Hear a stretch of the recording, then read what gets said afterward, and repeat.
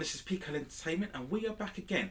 And we're going to talk now about Star Wars The Clone Wars in what was yet again another fantastic episode titled The Phantom Apprentice. So we're going to go spoiler alerts now, so if you haven't watched this episode, you probably want to tune off now, watch the episode, come back and then go through this review. So to follow through the events, this picks up shortly after the conclusion of the previous episode, Old Friends Not Forgotten. And of course now we're really getting now into the midst of this final conclusive arc within the whole series, the Siege of Mandalore. And the previous episode ended, of course, when Ahsoka got herself trapped because Maul had set up to initially attract Obi-Wan and Anakin, but instead, of course, as we know, Ahsoka had joined the mission with Bo-Katan and Rex and a platoon of clones.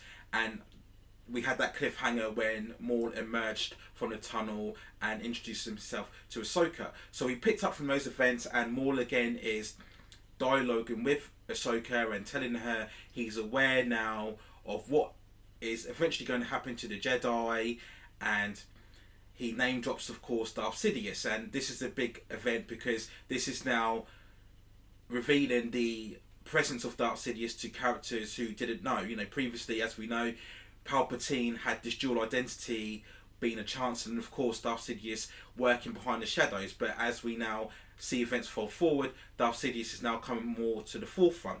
So Ahsoka signals her position to the soldiers who come through and rescue her, and then we meet up later where we have Ahsoka, Rex and Bo-Katan and discussing the plans and next action to take. And then they get a message from Obi-Wan, and this is a huge revelation here because when Obi-Wan is talking to him, he reveals the fact that Anakin has killed Count Dooku. Okay, that's a big revelation, both in terms of, you know, the series overall and the mythology overall, because that is now the biggest indication that we are now full on into the events of Revenge of the Sith. When Clone Wars originally aired, we always predicted how would it unfold and how would it eventually link towards the Revenge of the Sith. Would it just have it where the Clone Wars ended and then we would get little hints to the beginning of Revenge of the Sith? But this is a real kind of game changer in terms of the show because we're thrust now fully on into the beginning story of what happens in Revenge of the Sith one, and the fact that Anakin kills Count Dooku is a big development, and I'll talk more about that in a minute. So Obi-Wan reveals that, and then he later on tells Ahsoka that he himself is on a mission to apprehend General Grievous. Again, another huge indication of where we are now within the continuity. So we move forward and we see that Bo-Katan and with Ahsoka and Rex, and she's discussing the fact that Mandalore now is being occupied by the Republic as they continue their ongoing fight against Maul's forces. So Bo-Katan doesn't like that. You know, she wants the Mandalorian people to obviously have their own independence back. Rex refers to the fact that they have to police this situation until they take care of Maul's forces, which is understandable and that's fair enough. So they approach the throne room, and of course Darth Maul is sitting there. We see that he's captured Jesse, one of the clones, and we get a previous scene where he's trying to extract information about Ahsoka, because I believe this is the first time he's come across the presence of Ahsoka before on it. So we carry on in there, and Bo-Katan goes away because we see the fight taking place between the Mandalores and Maul's forces on there. You know, all these kind of explosives in the background. So Bo-Katan goes there, and then we then lead to, of course, the brilliantly staged scene and encounter between Ahsoka and Darth Maul, and this was fantastic. I'll talk about all the great points in a minute, but we get a back and forth, and Darth Maul again, he's revealing more details about what he thinks is going to happen, Darth Sidious, and there's a great kind of twin duology, if you like, between Darth Maul and Ahsoka. Maul refers to the fact that both him and Ahsoka have to an extent been betrayed by the establishments that they were brought up in, right? But remember, Darth Maul was the original Sith Lord of Sidious, and we found that later on. I think it was the episode The Lawless. I think it was season 5, episode 17, I believe, or 16, where Sidious had fought Savage Opress and Darth Maul, and he killed Savage Opress, and he apprehended Darth Maul. And of course we know that Ahsoka's side, she was to an extent betrayed because she was falsely accused of murder. If you remember, that was the last arc within season 5, and she was acquitted, of course, but she lost her faith in the Jedi Order, and that's when she left in that very poignant scene at the end of season 5. So there was a connection there, and this was a great kind of dynamic between the two, and it added more depth and layer to Darth Maul, showing that he's not just this typical villain, he's not the typical bad guy that wants to destroy everybody. We know that anyway. We know that his running motivation throughout the series has always been he wants to kill and gain revenge on Obi-Wan Kenobi. But now that's been expanded more, because now he's aware, as we all are, of what happens to Anakin, and that he's going to be the future apprentice of Sidious. So that's what Maul is establishing. That's what his main goal is now, to try and take out Anakin, because he's had future dreams or future visions of what's going to happen. So Ahsoka listens to this and kind of agrees with him, right? And that makes sense, that Sidious is the threat, so it makes kind of no sense them two fighting. Why don't they combine forces and take on Darth Sidious? Again, makes complete sense. But of course, that future alliance is ruined because Darth Maul relates to the fact that he wants to kill Anakin, and of course Ahsoka doesn't believe the story that Anakin is going to eventually turn to the dark side. So that's when the two people start to fight, and the fight sequence is absolutely incredible. You know, this is truly cinematic stuff, even for an animation show. And even though the fact that Clone Wars has always been that upper tier kind of CG animated show, because obviously it's Star Wars and Lucasfilm, it's an animated series that's always going to have a bigger budget and resources than what your typical animated series would have. But even despite that, the standard here is truly incredible. Everything from the setup to the dialogue to the eventual fight, it's all great, it's all fantastic.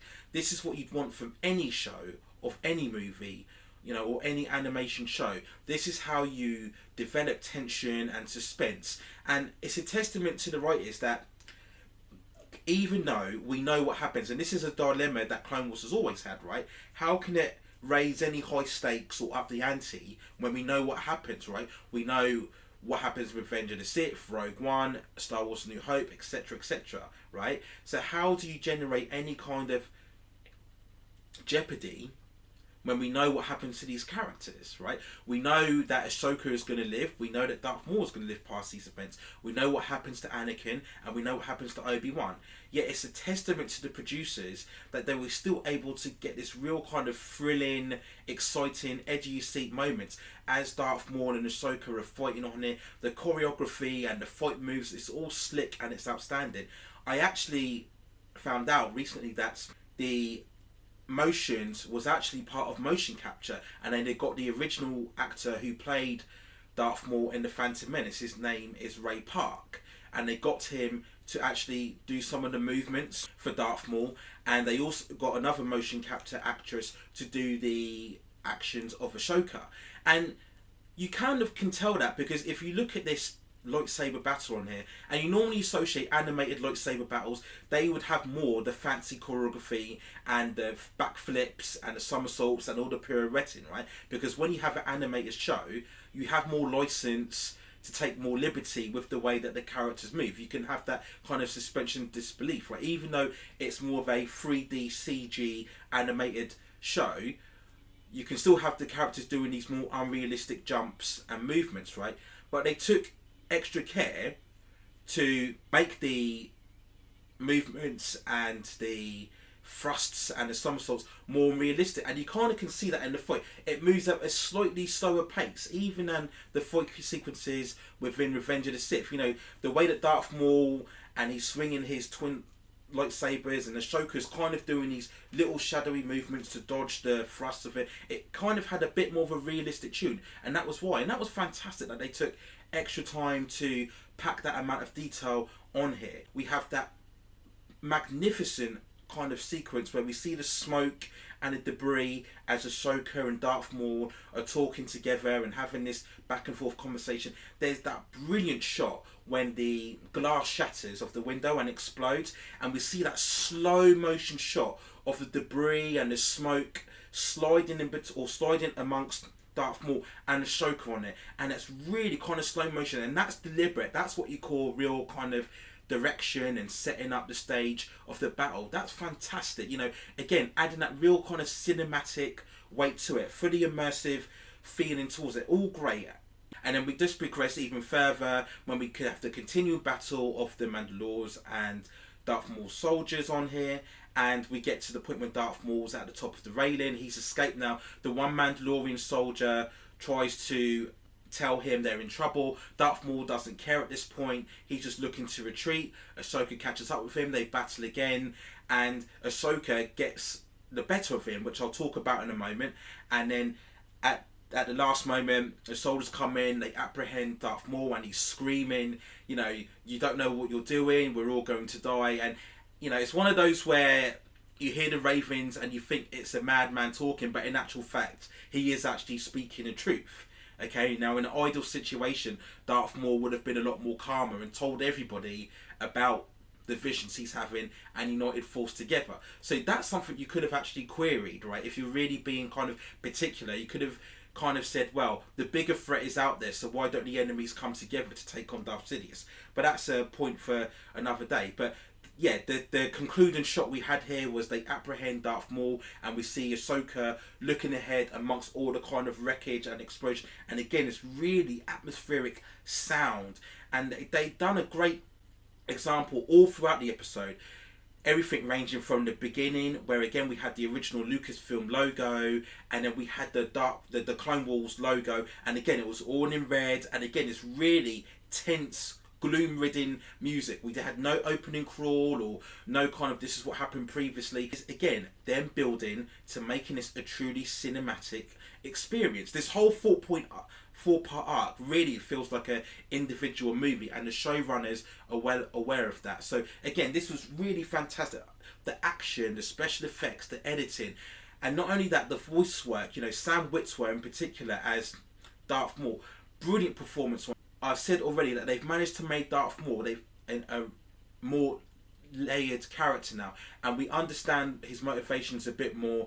Okay, maybe it was a bit of a stretch, I think, to maybe have him kind of be all-knowing to all the plan. Okay, he's had no interaction with Sidious, not really.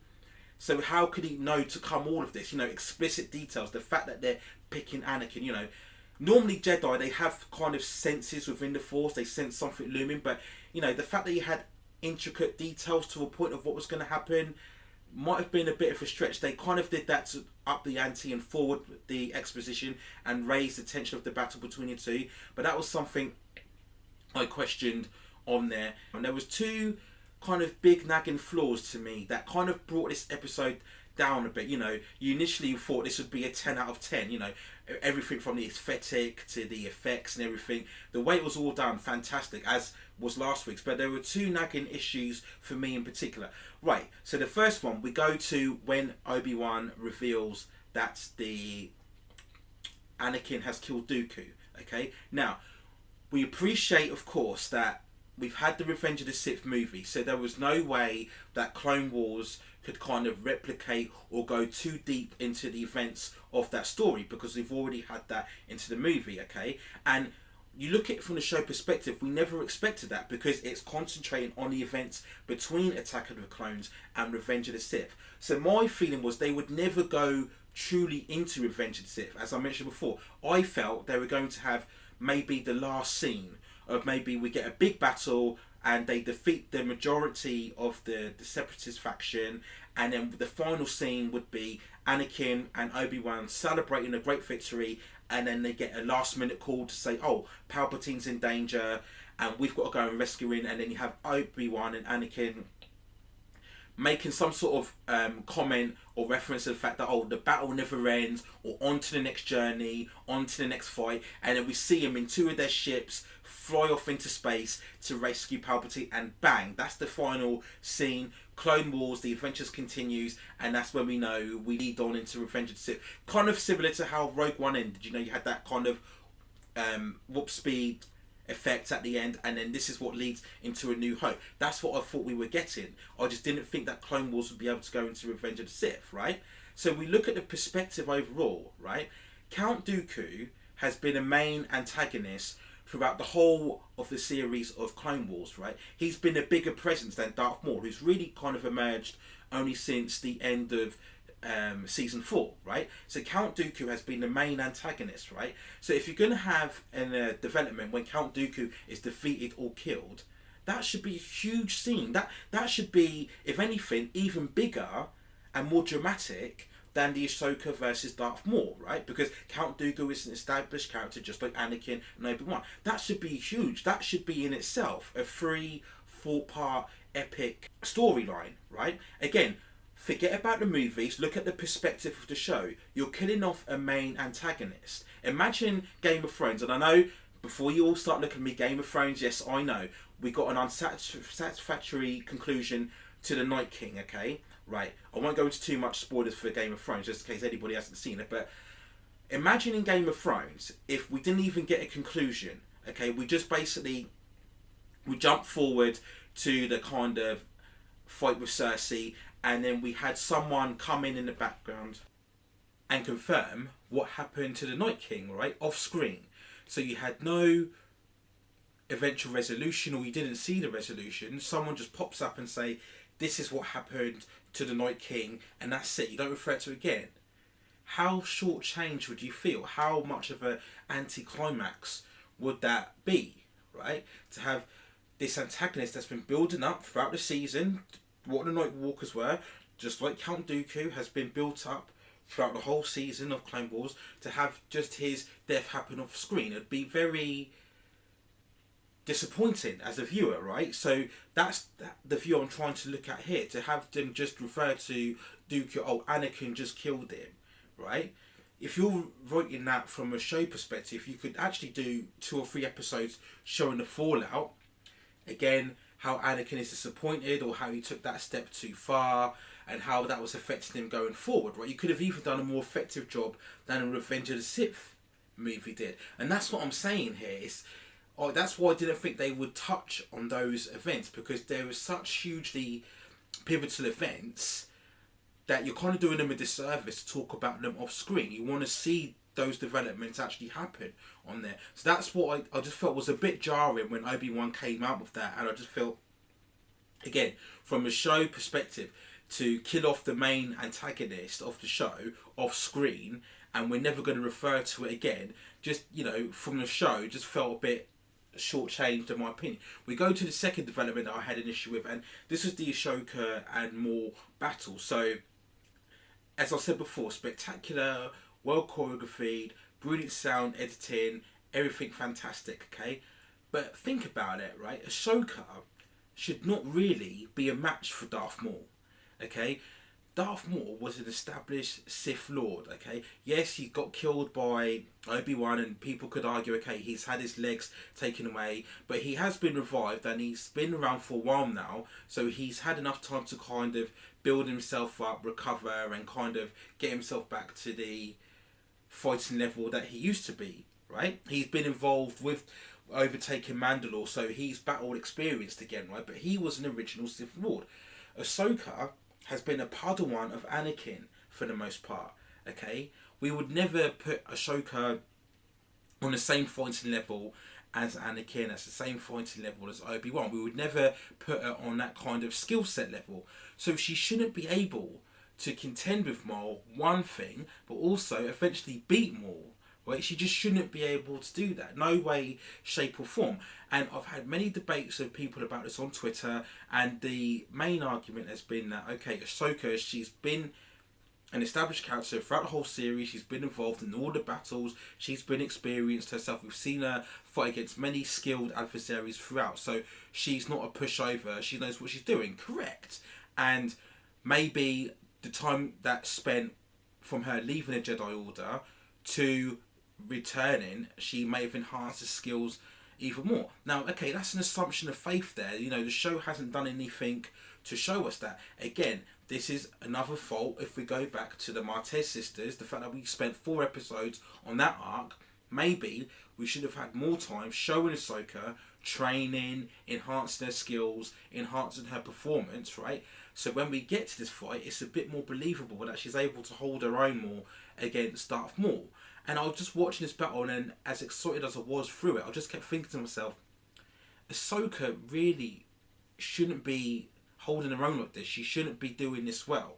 I think it would have fared far better if she put up a bit of a resistance, but then Darth Maul eventually got the better of her, was overpowering her more, and then maybe the clones save Ahsoka at the end and they apprehend Maul when he's not looking. I think that would have been a much more believable turn of events to present on here. I mean, it's not really going to matter too much in the future because, as we know, and I've mentioned already, Ahsoka survives, Maul survives. We know they battle again later on in Rebels, and we know that Darth Maul later on comes back to fight Obi-Wan later on in Rebels. So maybe I'm nitpicking too much, but I just thought Ahsoka, she just shouldn't be matching and besting Maul. You know, it just shouldn't be happening that way. And again, this is maybe one flaw perhaps of this final arc, is that maybe events are too centered on Ahsoka. They're too much focus on her. I've said in my previous review with The Old Friends Not Forgotten that Clone Wars has always been about Anakin, about Obi-Wan, about Dooku, about Sidious, about Mace Windu.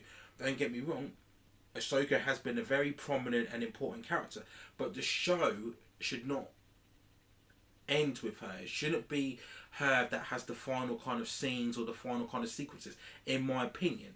Again, maybe the writers are hamstrung by this because now they've delved so much into the Revenge of the Sith. We can't really touch base again with Obi-Wan. We can't really touch base again with Anakin unless we have kind of extra scenes in between. So maybe we get another scene with Anakin and Padme that they didn't maybe put in Revenge of the Sith, or we get another scene with Obi-Wan maybe reflecting what's happened that they didn't put in Revenge of the Sith. So they're going to have to kind of add more material, if you like, to that storyline. But primarily we're going to have to focus on Ahsoka now, and yeah, I just think again more time could have been spent. And again, we go to another development in the episode before where Darth Maul, when they've captured Jesse, he refers to the fact that his soldiers released him from his imprisonment against Sidious. And I referred to the previous video again that there was online or in comic book form a huge story arc called The Son of Dathomir that charted the events from when Darth Maul is captured by Sidious in the Lawless episode to when he comes forward again